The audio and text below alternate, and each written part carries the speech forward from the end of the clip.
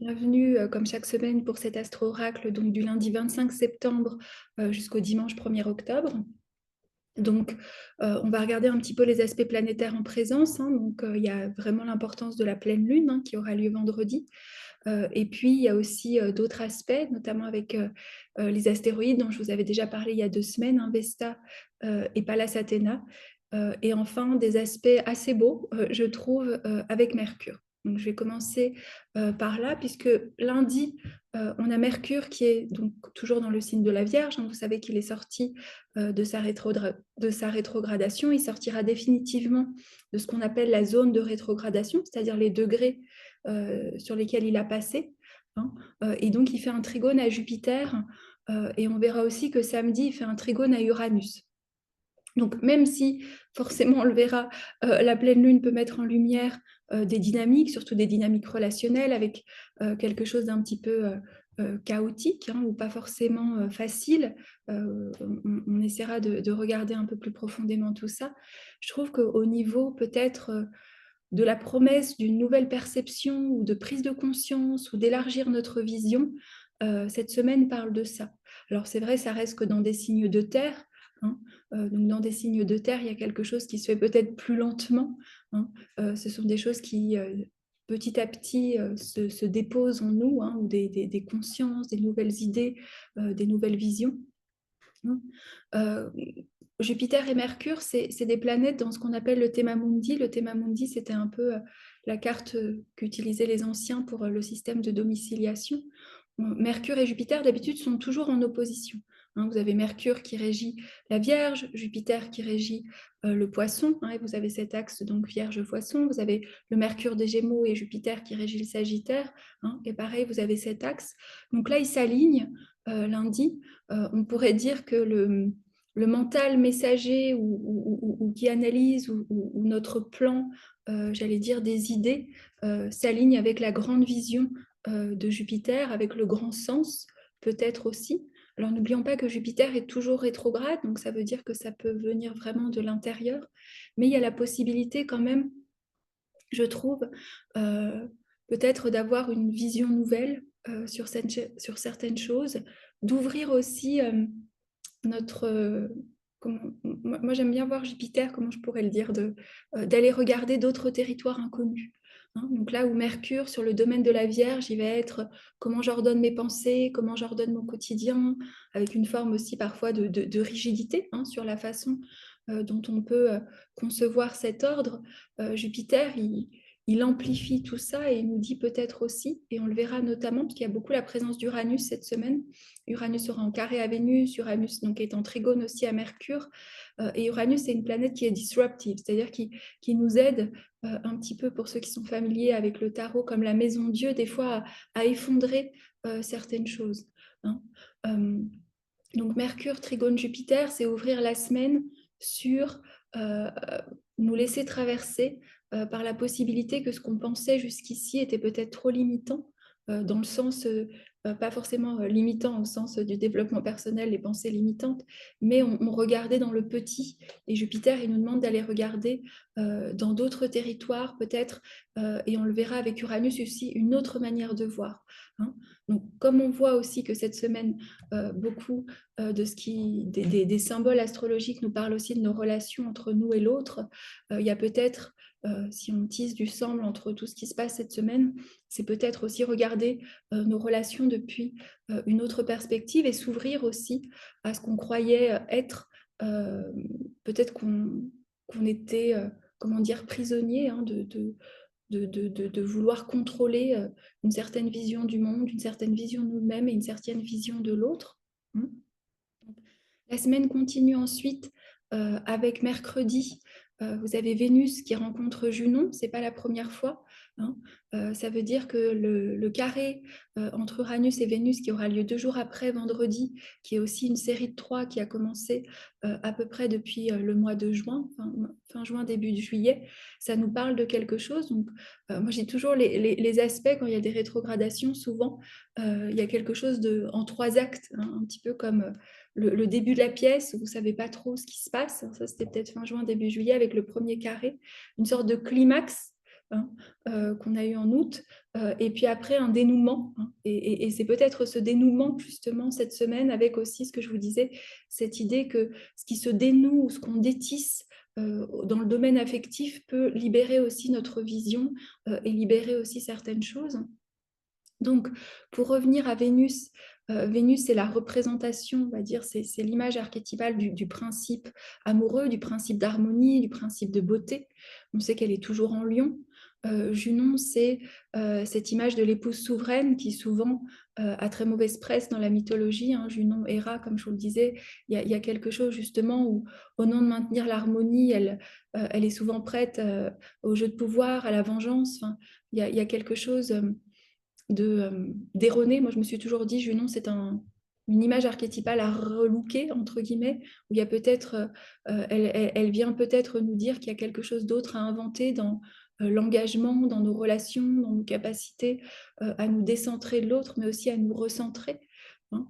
Il y a cette idée que vous trouvez des fois en sociologie, hein, je pense au livre de la fin de l'amour de Eva Illouz, hein, qui dit que la logique amoureuse est rentrée dans la logique marchande et qu'il y a quelque chose où le capitalisme serait rentré dedans, hein. Et vous le retrouvez aussi dans je crois que c'était dans les podcasts des chemins de la philosophie, sur le film La La Land, où il y a cette idée du mythe de l'âme sœur et comment actuellement, souvent, nos projets personnels sont plus importants que certaines relations.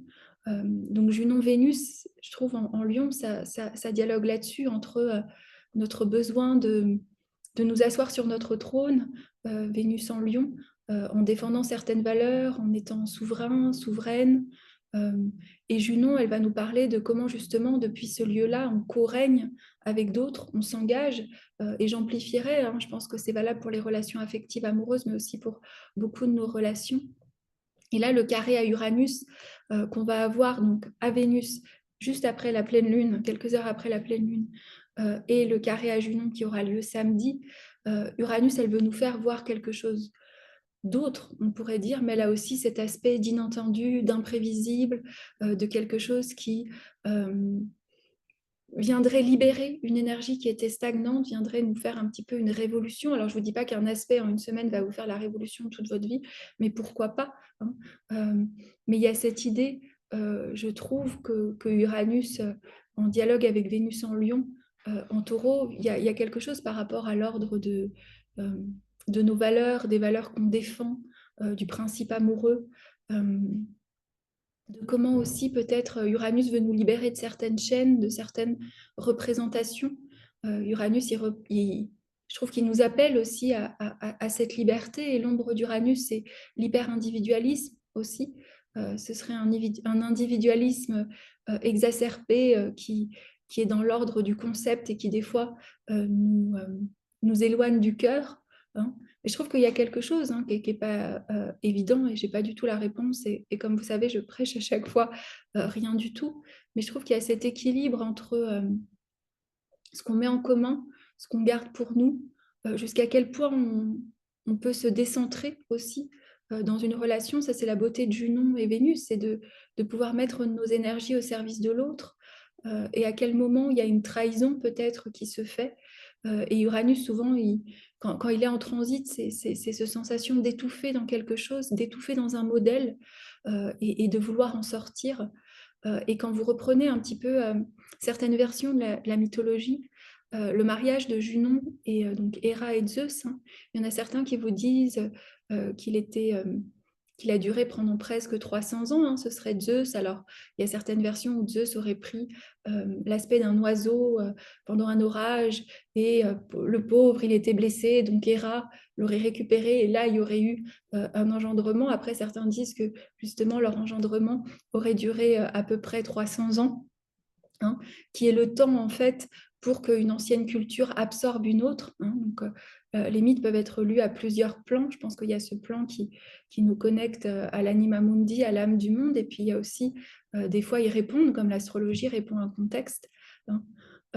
Et justement, certaines versions pré-hellénistiques parlent de Héra plutôt comme une femme très souveraine qui s'engendrait librement avec le dieu Haut, hein, et au moment justement qu'elle se fasse absorber donc, par Zeus, hein, certains pourraient voir ici ce qu'on appelle maintenant le début du patriarcat, ou le début en tout cas du règne de Zeus, ça a été fait justement, et on le voit dans beaucoup de mythes, qu'il y a eu une absorption justement de ces cultures liées à la grande déesse, de ces cultures liées au mystère du féminin, hein. Et Uranus, on sait dans sa vision transgressive, moi je me dis, et Vénus aussi, qui a dialogué beaucoup avec Junon, c'est peut-être aussi prendre conscience des lieux justement où on s'est fait absorber. Alors je parle du symbole, hein, je ne vous dis pas que forcément quelqu'un vous a absorbé, que la société vous a absorbé, chacun le prend où ça résonne, hein. Là, Uranus, il veut se libérer, et je trouve que cette pleine lune, elle parle aussi de ça, parce que la pleine lune, forcément, comme le soleil est en balance, la lune est en bélier, hein. Donc on sait que la lune n'aime pas être en bélier, parce que c'est comme si vous avez le territoire normalement qui nourrit. La lune en bélier, elle visite le territoire de Mars. Alors même si Mars est en balance, il y a quelque chose de l'ordre du guerrier. Une lune en bélier, souvent de naissance, elle cherche à défendre son territoire avant d'être attaquée, hein. Il y a quelque chose aussi où il y a une forme de violence par rapport au respect de la lune, hein. Je ne sais pas si vous voyez où je veux en venir, mais à un niveau symbolique, je me dis aussi ça peut mettre en lumière là où il y a eu des abus par rapport à notre propre lune, hein. Et là, on ne va pas genrer, hein, la lune avant, dans la conception du monde, par exemple, des Égyptiens, c'était Nout, et je crois que c'était Geb, mais c'était Nout, la déesse du ciel, qui s'engendrait avec le dieu de la terre, hein. Et ils ont énormément souffert d'être séparés, hein. Donc malheureusement, je trouve dans notre langage, on a féminin, masculin qui genre quelque chose, et certaines déesses ou dieux semblent être genrés, mais ça va au-delà, hein. Ça va vraiment de ce principe nourricier irréceptif, et de la violence aussi qui a pu lui être fait, hein, qu'on voit très bien dans notre société, et qu'on voit très bien justement dans les mythes. Alors, est-ce que ça suivait une évolution ou ça c'est un autre débat. Je n'ai pas forcément la réponse, mais je pense que cette pleine lune, hein, elle nous met justement là où on a cette conscience dans le signe de la balance, cette envie, hein, Vénus est en lion, Junon, cette envie d'amour, cette envie d'harmonie, cette envie de beauté. Mais peut-être qu'il y a un endroit justement dans notre lune, dans notre instinct plus de survie, dans notre besoin en bélier, qui des fois ne sait pas aussi comment défendre son territoire. Donc c'est vrai que ça peut, euh, souvent, hein, la lune en bélier peut manifester une irritation émotionnelle beaucoup plus forte aussi, hein. Mais peut-être que cette irritation émotionnelle, c'est cette sorte de friction martienne qu'on peut peut-être voir au moment aussi de cette pleine lune, peut refléter où justement Mars, qui est censé défendre normalement la lune, mais qui l'a beaucoup abusé, doit peut-être se mettre au service, justement, hein, comment l'épée se met au service de la défense d'un territoire, de la défense du monde émotionnel, de la défense de la sensibilité, hein. Et pourquoi je vous disais aussi l'importance des astéroïdes, parce que le soleil de cette pleine lune, donc le soleil en balance, est conjoint à Pallas Athéna, hein. Pallas Athéna, c'est justement l'Amazone, hein, qui fait face à la lune en bélier. Et s'il y a quelque chose qu'on sait de Pallas Athéna, hein, c'est ce refus parfois justement du lunaire, hein. Dans l'évolution des mythes, Pallas Athéna semble être cette déesse qui, à un moment donné, coopte, entre guillemets, avec l'ordre de Zeus, hein, puisque c'est la seule qui peut siéger à l'Olympe, et pour ça, elle refuse, enfin, elle renonce au mariage, elle renonce au cœur, hein, et elle renonce aussi à sa mère, hein. Il y a un des passages de la mythologie assez célèbre, le procès d'Orestès, où elle dit de toute façon à quoi ça sert d'avoir une mère, puisque moi je suis née de la tête de mon père. Or, on sait que sa mère est métisse, et que métisse, c'est aussi ce principe de sagesse, hein. Et donc, il y a ce refus, des fois aussi, dans Pallas Athéna, de l'aspect cyclique, et il y a cette réconciliation, pour moi aussi, qui peut se faire, hein, qui est même nécessaire forcément, hein. Toujours le besoin, hein, c'est cette besoin toujours de transcender les opposés et de transcender les opolarités. Et quelque part, chaque pleine lune, elle nous met face aux polarités en nous, elle nous met face à ce qui est tendu, à ce qui semble contradictoire, mais comment ça se résout, hein. Et je trouve qu'il y a quelque chose de... Il y a comme une porte de sortie, enfin, je ne sais pas si c'est une porte de sortie, mais le carré Avesta en cancer pourrait nous rappeler justement, comme je vous l'ai dit, ce lieu d'immobilité en nous, où on voit justement ces parties, moi, l'autre, les relations, les frictions, là où on est activé aussi dans nos mémoires émotionnelles, là où on souhaite défendre notre territoire, là où peut-être on n'y arrive pas encore. Parce que justement, comme je vous parlais de Vénus, conjoint Junon, on sent toute la charge aussi qu'on réactive et qui semble être inscrite aussi culturellement parlant. Donc, il y a aussi ce carré à Vesta en Cancer nous parle comment je sais que c'est un carré, hein, mais donc il y a peut-être cette tension où justement on voit notre décentrage central, notre tentative de toujours rester euh, entre le je, le nous, dans nos relations, et Vesta en Cancer. Dans l'ombre, ce serait celle qui se réfugie dans sa tour d'ivoire. Alors, moi, je dis toujours Vesta, qui est donc ce principe de la gardienne du feu sacré, donc qui garde ce sacré en nous, qui garde cette connexion à la flamme, cette connexion à la présence. Dans son ombre, elle pourrait avoir tendance à vouloir se retirer du monde et à rester connectée aux étoiles, à rester connectée à quelque chose qui la mette en retrait. Hein. Donc, il ne s'agit pas non plus d'aller là-dedans, mais comment on peut utiliser justement des fois cette force du retrait, de retrouver cette immobilité en nous pour observer un peu plus de loin hein, toute cette énergie chaotique, tout ce chaos qui cherche un ordre. Et je trouve que ce qui est beau, c'est que Mercure reste en Vierge, donc Mercure cherche quand même dans notre tête à faire un ordre. Alors j'espère peut-être que les bribes de ce que je vous ai donné vous permettent de vous rendre compte que c'est bien plus que nous, c'est toute une histoire qu'il y a derrière nous qui nous reconnecte avec tout un chemin. Hein. Donc, voilà, il y a quelque chose qui nous rappelle au calme, là où justement on peut sentir que tout est un petit peu chaotisé ou tout est un peu exacerbé. Après, c'est vrai que la Lune en bélier, Mars reste en balance, donc il peut y avoir des émotions, des envies de défendre quelque chose, des envies de revendication, des envies d'explorer de nouveaux territoires émotionnels. Mais Mars en balance, il peut quand même en plus renforcer, Pallas Athéna aussi peut renforcer ce besoin de justice, ce besoin d'harmonie. Hein. Et donc, peut-être nous inviter à accepter cette tension en nous, à accepter aussi que voilà, que même si des fois on a cette impulsion uranienne, cette impulsion d'indépendance, on sait qu'on est intégré dans un tissage et que des fois même nos relations, on ne voit pas vraiment depuis ce plan tous les liens qui nous entourent. Donc je trouve que Vesta nous invite à ce retour au calme, justement, hein, à ce retour à ce centre et à prendre les décisions qui sont à prendre depuis ce lieu-là. Donc voilà pour la pleine lune. Samedi, donc comme je vous le disais, il y a Mercure en trigone à Uranus. Hein, il y a Junon en carré à Uranus, donc on est quand même dans ces prises de conscience aussi par rapport aux lieux où on s'est engagé, où on a envie de se désengager, les lieux où on s'est senti aussi peut-être dans des rapports de force, dans des rapports de domination avec Junon. Hein. Les lieux aussi où on cherche des fois, où on rumine quelque chose. Junon, elle rumine dans la mythologie, elle rumine énormément. Il y a quelque chose de sa frustration. Moi, je me suis toujours demandé justement si sa frustration ne venait pas qu'elle oublie Vesta, qu'elle oublie son indépendance. Et je vous l'ai déjà dit, mais c'était Kérénie, hein, mythologue, qui disait ça. Il disait le problème de Junon, c'est pas tant les infidélités de Zeus, c'est sa trop grande fidélité au rôle d'épouse.